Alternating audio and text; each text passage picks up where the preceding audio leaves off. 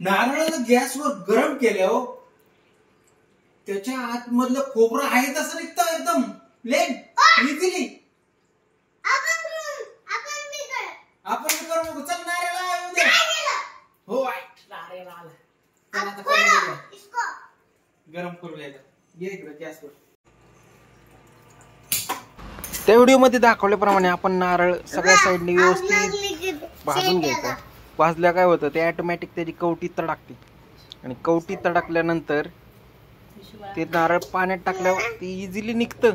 असंच काय व्हिडिओ होता. तर चला आपण व्यवस्थित सगळ्या बाजूने नारळाला शेकून घेऊया. तापू दे जर काय पाणी निघतं इझिली. नारळ निघतं अख्खा पाण्याचं कट व्हायचं.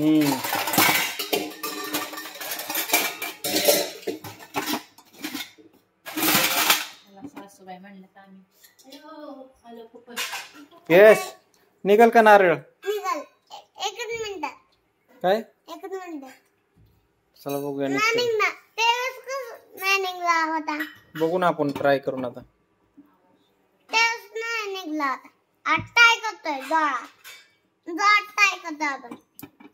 उभा उभाच नाही होत गॅसवर. पकडून ठेवत नाही. गरम होऊन द्यायचा म्हणजे चांगला कडक झाला पाहिजे. गरम लय कडक. मित्रांनो इथं क्रॅक गेलाय बघू शकता.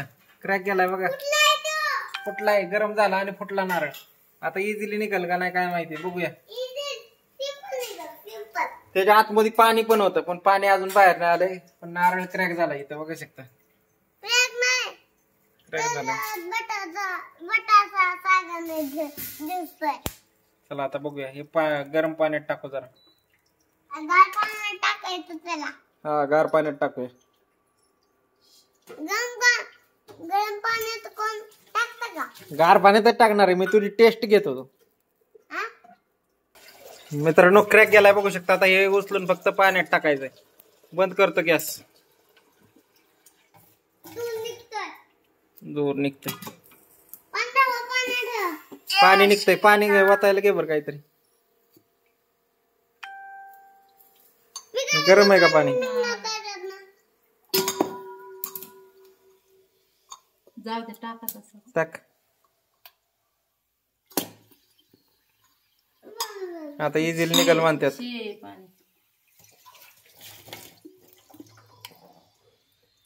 बघूया निघतंय का नारळ लगेच.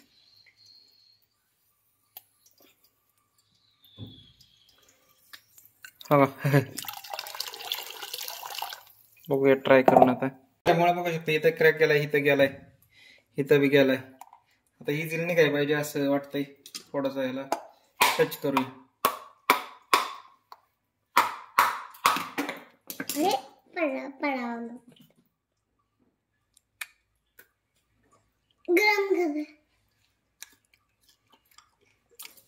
एक बघूया.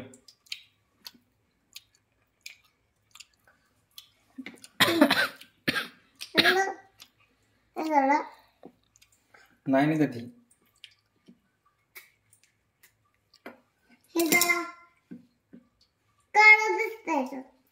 हे काय काम करणार नाही ट्रिक मित्रांनो. हे निघा नाही. गरम झाल्यामुळे खायला एक नंबर लागतं.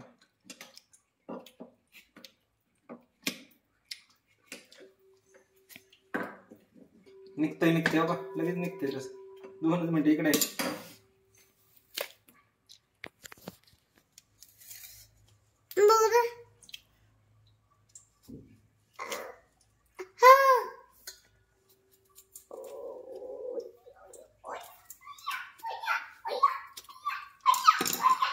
काय मित्रांनो जशी अपेक्षा होती लगेच निघाला असं काही झालेलं नाही.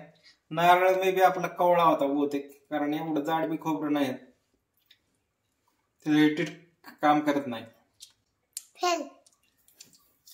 फेल झाले.